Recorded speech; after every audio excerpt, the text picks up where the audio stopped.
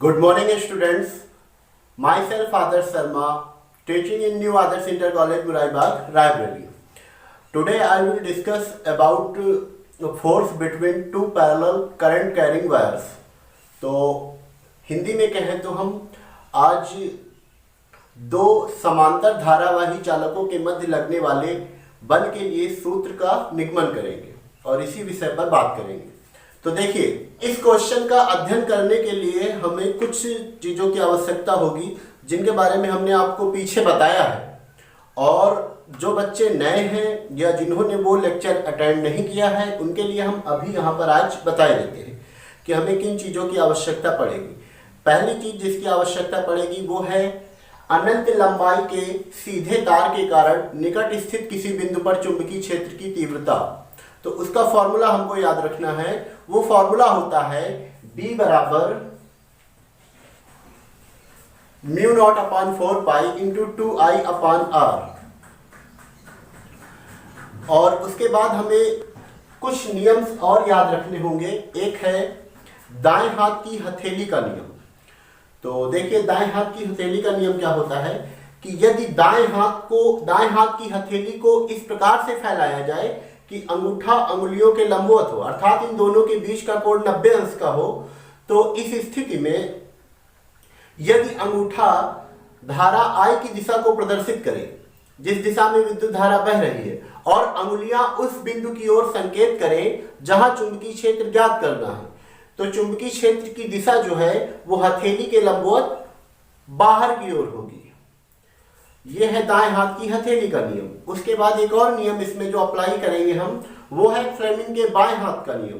तो देखिए, फ्लेमिंग के बाएं हाथ का नियम कहता है कि यदि बाएं हाथ का अंगूठा, तर्जनी और मध्यमा अंगुली को इस प्रकार फैलाया जाए कि तीनों परस्पर लंबवत हो, अर्थात इनमें से किन्हीं भी दो के मध्य 90 डिग्री का कोण हो। तो देखिए, तर्जनी और मध्यमा के बीच में 90 डिग्री का कोण बन रहा है, और तर्जनी और अंगूठे के बीच में 90 डिग्री का कोण बन रहा है। मध्यमा अंगुली को अगर हम यहाँ पर इमेजिन करें तो अंगूठे और मध्यमा अंगुली के बीच में भी 90 डिग्री का एंगल बन रहा है। तो देखिए, फ्लेमिंग के बाएं हाथ के नियम के अनुसार यदि बाएं हाथ का अंगूठा, तर्जनी और मध्यमा अंगुली को इस प्रकार फैलाया जाए कि तीनों परस्पर लंबवत हो, अब यदि तर्जनी अंगुली चुंबकीय क्षेत्र B की दिशा को व्यक्त करे और मध्यमा अंगुली विद्युत धारा I की दिशा को व्यक्त करे, तो अंगूठा चालक पर लगने वाले बल की दिशा को बताएगा। आपको ये चीजें याद रखनी है। तर्जनी मैग्नेटिक फील्ड B को रिप्रेजेंट करती है, मध्यमा करंट I को शो करता है, और अंगूठा उस फोर्स के डायरेक्शन को शो करता है जो चालक पर लग रहा है। तो देखिए, इसके लिए हमने माना कि हमारे पास दो चालक तार हैं, इनको हम नाम दे देते हैं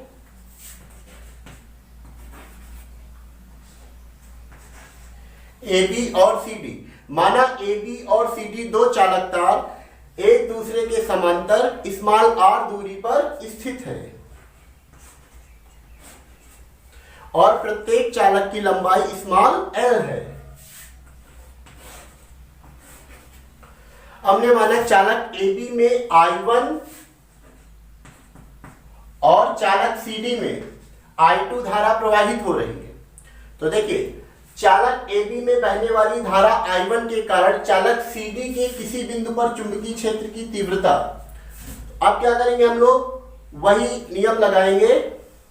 अनंत लंबाई के सीधे तार के कारण किसी बिंदु पर चुंबकीय क्षेत्र की तीव्रता जो क्या होती है, ये चालक AB के कारण है, इसलिए हम लिखेंगे B1। चालक CD के किसी बिंदु पर तीव्रता B1 बराबर μ0/4 पाई इंटू 2I। I मतलब किस धारा के कारण है चुंबकीय क्षेत्र की तीव्रता? चालक AB में बहने वाली धारा जो क्या है, I1। तो हम लिखेंगे B1 बराबर μ0/4 पाई इंटू 2I1/r। r क्या? इनके बीच की दूरी, यानी कि उस बिंदु की दूरी जहां पर चुंबकीय क्षेत्र बताया जा रहा है। तो देखिए, अब इस चुंबकीय क्षेत्र की दिशा का ज्ञान होना बहुत आवश्यक है। तो इसकी दिशा का अध्ययन हम लोग करेंगे दाएं हाथ की हथेली के नियम के अनुसार। तो देखिए, दाएं हाथ की हथेली का नियम हमने अभी आपको बताया है कि यदि दाएं हाथ को इस प्रकार से फैलाया जाए कि अंगूठा अंगुलियों के लंबवत हो, अंगूठा धारा I की दिशा को व्यक्त करे और उंगलियां उस बिंदु की ओर संकेत करें जहां चुंबकीय क्षेत्र ज्ञात करना है, तो चुंबकीय क्षेत्र की दिशा हथेली के लंबवत बाहर की ओर होगी। तो देखिए इसको सेट करते हैं हम लोग इस डायग्राम में। इस चालक में बहने वाली धारा के कारण चुंबकीय क्षेत्र की दिशा शो करनी है। तो देखिए अंगूठे को हम धारा I की दिशा में शो करेंगे क्योंकि ये धारा की दिशा को व्यक्त करता है। तो ये हो गई अंगूठे की दिशा। उसके बाद चुंबकीय क्षेत्र की दिशा क्या हो गई, देखिए ये अंगुलियां उस बिंदु की ओर संकेत कर रही हैं जहां पर चुंबकीय क्षेत्र ज्ञात करना है। ये है वो बिंदु, ठीक है। अंगूठा धारा I की दिशा को व्यक्त कर रहा है और उंगलियां उस बिंदु की ओर संकेत कर रही हैं जहां चुंबकीय क्षेत्र ज्ञात करना है। तो चुंबकीय क्षेत्र की दिशा इस नियम के अनुसार क्या होगी, हथेली के लंबवत बाहर की ओर, यानी कि यहां पर देखेंगे तो इस सरफेस के अंदर की ओर।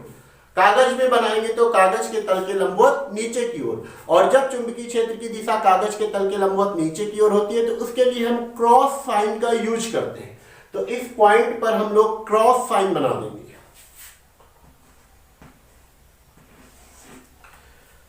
तो ये हो गई इस बिंदु पर चुंबकीय क्षेत्र की दिशा। ये निशान बताता है कि इस बिंदु पर चुंबकीय क्षेत्र जो है वो इस तल के, जिस तल पर हम लोग डायग्राम बना रहे हैं, जैसे बोर्ड है आप कागज में बनाते हैं, तो उस तल के लंबवत नीचे की ओर है। अब देखिए जैसे धारा I1 के कारण CD के किसी बिंदु पर तीव्रता ज्ञात हुई, ठीक उसी प्रकार से चालक CD में बहने वाली धारा I2 के कारण चालक AB में भी एक चुंबकीय क्षेत्र की दिशा होगी, ठीक है। हम अध्ययन किसी एक से ही करेंगे, पर यहां पर भी एक मैग्नेटिक फील्ड होगी इस चालक में बहने वाली धारा के कारण। तो उसकी दिशा हम लोग देख लेते हैं। देखिए तो उसकी दिशा के लिए भी हम लोग दाएं हाथ की हथेली का नियम यूज करेंगे। तो देखिए दाएं हाथ की हथेली का नियम क्या कहता है, अंगूठा जो है चालक में बहने वाली धारा की दिशा को व्यक्त करेगा। धारा की दिशा कहां है, ऊपर की ओर। तो हमने इसको अंगूठे को सेट कर दिया तार में ऊपर की ओर। अब बिंदु कहां है जिस पर चुंबकीय क्षेत्र की दिशा ज्ञात करनी है, यहां से देखिए सीडी से, तो वो है बिंदु, है ना। तो अंगुलियां उस बिंदु की ओर संकेत कर रही हैं जहां चुंबकीय क्षेत्र की दिशा ज्ञात करनी है। तो अब जो है चुंबकीय क्षेत्र की दिशा इस नियम के अनुसार हथेली के लंबवत बाहर की ओर होती है, यानी कि इस तल पर हम देखें तो हथेली बाहर की ओर है। अब दिशा क्या होगी, इस सरफेस के लंबवत ऊपर की ओर। तो ऊपर जब चुंबकीय क्षेत्र की दिशा कागज के तल के लंबवत या जो भी सरफेस है उसके लंबवत ऊपर की ओर होगी, तो उसके लिए हम डॉट साइन का यूज करते हैं। तो यहां पर हम एक डॉट साइन बना देते हैं जो ये शो करता है कि इस बिंदु पर चुंबकीय क्षेत्र की दिशा इस सरफेस के लंबवत ऊपर की ओर है। तो ये हो गया, इसको हम एक इक्वेशन दे देते हैं, इक्वेशन फर्स्ट, ठीक है। अब देखिए इसके बाद चालक CD में बहने वाली धारा I2 के कारण हमने 10th क्लास में एक क्वेश्चन पढ़ा था कि एक समान चुंबकीय क्षेत्र में स्थित धारावाही चालक पर लगने वाला बल F बराबर IBL sin थीटा। तो उसी फॉर्मूले का यूज करेंगे यहां पर।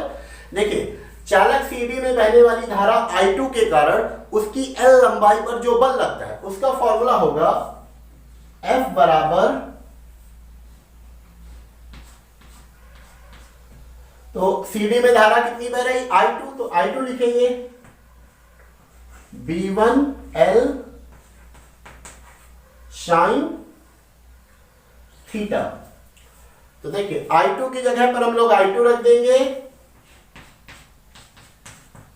B1 की जगह समीकरण 1 से B1 का मान रख देंगे mu naught upon 4 pi into 2I1 upon R। उसके बाद साइन थीटा जो है वहां से देखिए L लिखेंगे पहले, साइन थीटा। थीटा क्या होता है उस क्वेश्चन में 10th में अगर तुमको याद हो या नहीं याद है तो हम बता देते हैं कि थीटा क्या होता है। थीटा होता है चालक में बहने वाली धारा और चुंबकीय क्षेत्र की दिशा के मध्य कोण। तो देखिए चालक में धारा किस दिशा में बह रही, ऊपर की ओर, और चुंबकीय क्षेत्र की दिशा ये निशान बताता है कि कागज के तल के लंबवत नीचे की ओर। देखिए ये दिशा है, ये अंगुली जो है ये चुंबकीय क्षेत्र की दिशा को जो कागज के तल के लंबवत नीचे की ओर है इसको शो कर रही है, और ये उंगली धारा की दिशा को ऊपर की ओर। तो इनका डायरेक्शन ये हो जाएगा, ये नीचे की ओर है और ये ऊपर की ओर है। तो इनका डायरेक्शन जो है वो बता रहा है कि इनके बीच में 90 डिग्री का एंगल बन रहा है। तो यहां पर हम लिखेंगे sin 90 और sin 90 की वैल्यू होती है 1, तो जिससे ये हट जाएगा। तो हमको प्राप्त होगा F equal mu naught upon 4 पाई 2I1 I2 अपॉन R।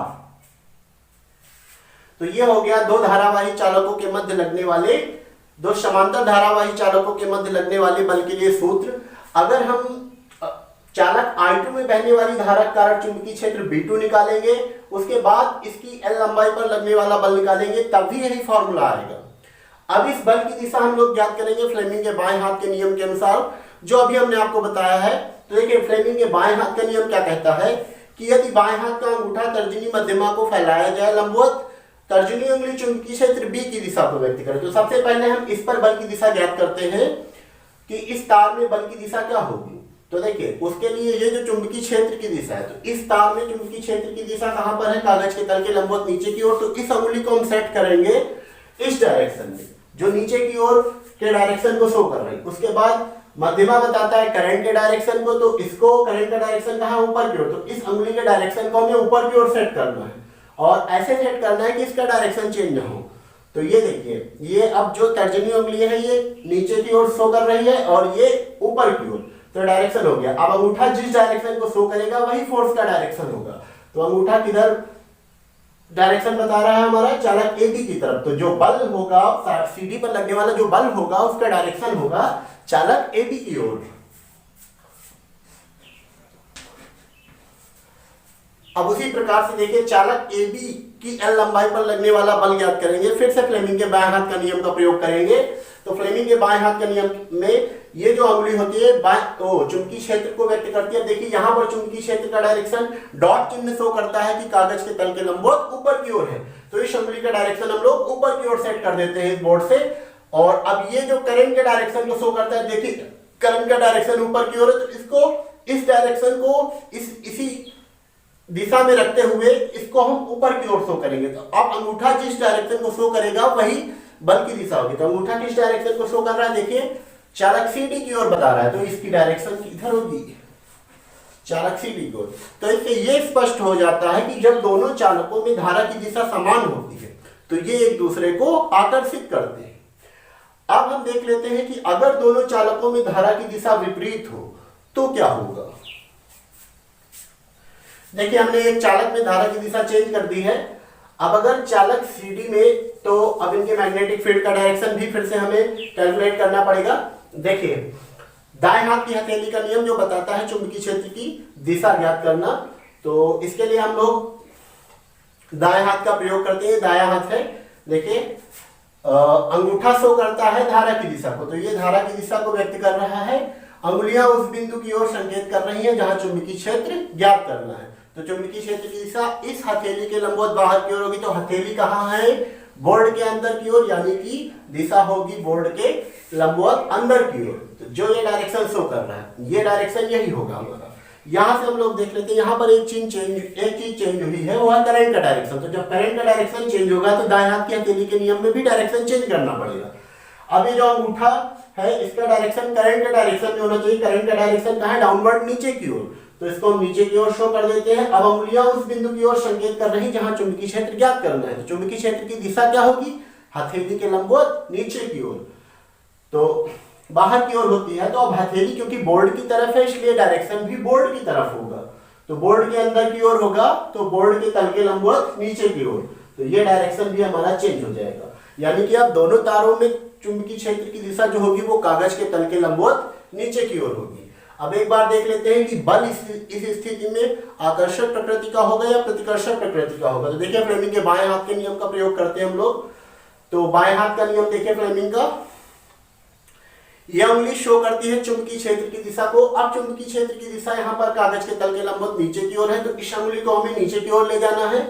ये जो धारा की दिशा को व्यक्त करती है, धारा ऊपर की ओर, तो इसे हमें ऊपर रखना है। अब अंगूठा देखिए किधर दिशा बता रहा है, चालक AB से बाहर की ओर। तो ये डायरेक्शन हो गया चालक AB पर लगने वाले बल का। उसी प्रकार अब CD पर लगने वाला बल ज्ञात करेंगे फ्लेमिंग के बाएं हाथ के नियम से। तो देखिए ये तर्जनी उंगली जो चुंबकीय क्षेत्र की दिशा को व्यक्त करती है, चुंबकीय क्षेत्र कहाँ है, कागज के तल के लंबवत नीचे की ओर। तो इस डायरेक्शन को हम नीचे ले जाएंगे और ये जो करंट के डायरेक्शन को शो करता है, बट करंट का डायरेक्शन नीचे की ओर, तो इसको हम नीचे कर देंगे। देखिए अंगूठे का डायरेक्शन कहाँ है, बाहर की ओर, तो इस पर जो बल लगेगा उसकी दिशा क्या होगी, बाहर की ओर होगी। तो इससे ये स्पष्ट हो जाता है कि जब दोनों चालकों में धारा की दिशाएं परस्पर विपरीत होती हैं तो उस पर प्रतिकर्षण बल कार्य करता है। तो इस तरीके से ये फॉर्मूला हमने आपको पहले ही बता दिया है। हमको ये याद रखना है कि जब दोनों समांतर धारावाही चालक तारों में धारा समान दिशा में प्रवाहित होती है तो उनके मध्य आकर्षण बल कार्य करता है, और जब दोनों तारों में धारा की दिशाएं परस्पर विपरीत होती हैं तो उनके मध्य प्रतिकर्षण बल कार्य करता है। अब बात कर लेते हैं कि 1 एम्पियर की परिभाषा, इसी के साथ लगा हुआ क्वेश्चन आता है पेपर में कि इस आधार पर 1 एम्पियर की परिभाषा दीजिए। तो इस फॉर्मूले के आधार पर हम लोग 1 एम्पियर की परिभाषा डिस्कस करेंगे। तो देखिए, अगर I1 I2 की वैल्यू 1 एम्पियर हो जाए तो हमें यहाँ से डेफिनेशन मिल जाएगी। इसके लिए हम लोग R की वैल्यू रखेंगे 1 मीटर। यदि R बराबर 1 मीटर हो, उस L को इधर लाएंगे तो हो जाएगा F/L, और L की वैल्यू भी 1 मीटर हो तो यहाँ से R हट जाएगा, L हट जाएगा, और म्यू नॉट की वैल्यू होती है 4 म्यू नॉट अपॉन 4 की वैल्यू होती है 10⁻⁻7। तो वो वैल्यू वहां पर हम पुट करेंगे तो ये हो जाएगा F इक्वल 10⁻⁻7। उसके साथ में 2 है I1 I2। देखिए, अब यहाँ पर बल की वैल्यू 2 × 10⁻⁻7 हो जाए तो I1 और I2 का गुणनफल 1 हो जाएगा। तो देखिए क्या होगी डेफिनेशन। यदि 1 मीटर लंबाई के 2 तार, 1 मीटर लंबाई के 2 समांतर तार परस्पर एक दूसरे से 1 मीटर की दूरी पर स्थित होने पर एक दूसरे को 2 × 10⁻⁷ न्यूटन के बल से आकर्षित या प्रतिकर्षित करें तो प्रत्येक तार में बहने वाली धारा 1 एम्पियर होगी। तो ये रहा आज का क्वेश्चन, ये कंप्लीट हो गया है।